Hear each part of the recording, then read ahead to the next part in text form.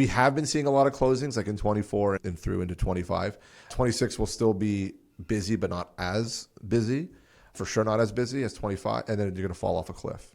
And then it's going to be... When you say busy, you mean completions not as busy? Okay, completions. Completions and then in will, 2027? Like it's going to start being a substantially decreased amount of completions. Obviously, there's always some delays that happen and things get... We never complete as many units in a given year as we forecasted. So that just means that construction's always delayed for some reason or another, which I'm sure no one's ever heard of before.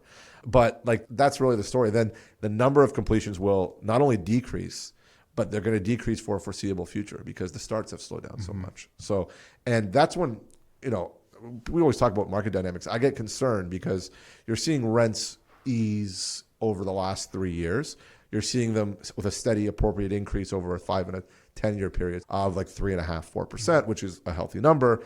And I do think you're going to see rents have to gap up due to supply constraint issues when those completions stop. And that anytime you see gap up in rents, that's when I start getting concerned about potential regulations or changes so that people try to control a free market economy, which has never worked. Right. Never worked. I never thought about that because everyone's talking about the rent softness right now. I was always thinking about how there's going to be no supply in the future, but I didn't really associate that with lack of supply, meaning there might be some pressure on rents because of the lack of supply that would come on in the future. I think there's going to be a really high pressure on rents, a really, really high pressure on rents. And that's something that the government's aware of. They're trying to figure out ways to stimulate building, but we have multiple years just due to the lack of starts of really obscenely low supply that's really going to have an effect. Like today, we can't solve that problem in 27 today, in 28. We can't. It's too late.